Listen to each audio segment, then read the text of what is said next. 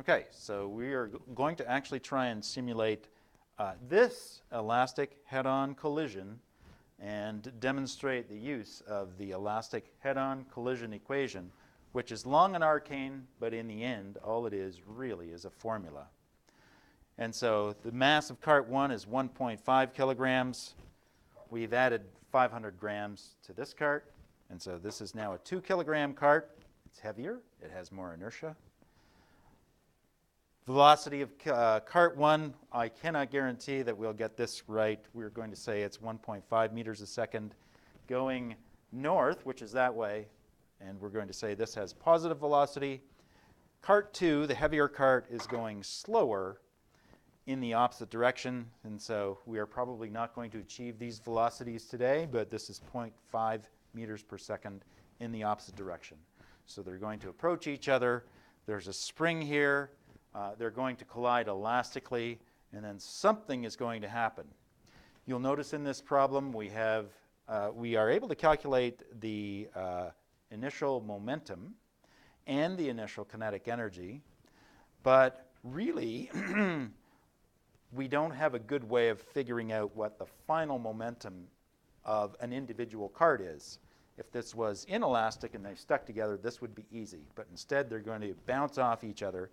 And so we want to find the final velocity of cart 1 using this equation. Okay, here we go. So mine is going slower, yes. And cart 1, the lighter cart, is going faster. And you push yours, and I'll see what I can do. Okay, let's try that again. More vigor this time. Oh, wait. Come to the office, please. Okay. Faster. Yours is faster. Okay. Let's try it one more time. Give yours a good shove. Okay. So there's what the elastic head-on collision kind of looks like between a heavier cart and a lighter cart, with the lighter cart with a higher initial velocity. Okay. We're good. So this is just a formula. We want to find the final velocity of cart 1, and so we just have to put in all of our masses.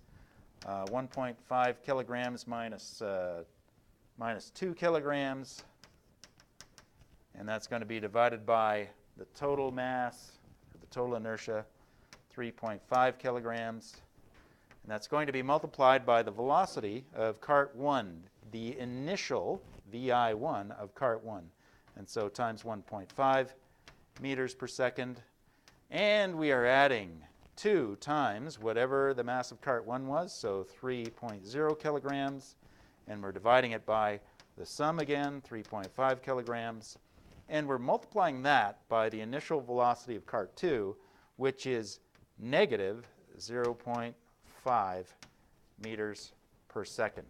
And we're going to see what comes out of this formula. Okay, so, sorry, this is 0.5.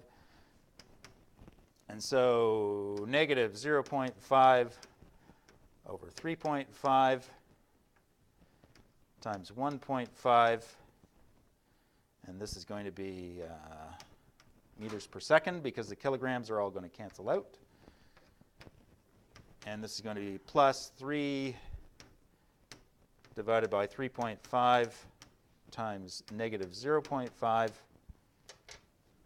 Okay, here we go. Negative 0.5 divided by 3.5 plus 3.5 divided by, no, already it's gone bad on me. Negative 0.5 divided by 3.5 times 1.5 plus 3 divided by 3.5 times negative 0.5 equals negative 0.64. Okay, so that final velocity of cart 1 is negative 0.64 meters per second. And it kind of, the collision actually did look a little bit like that.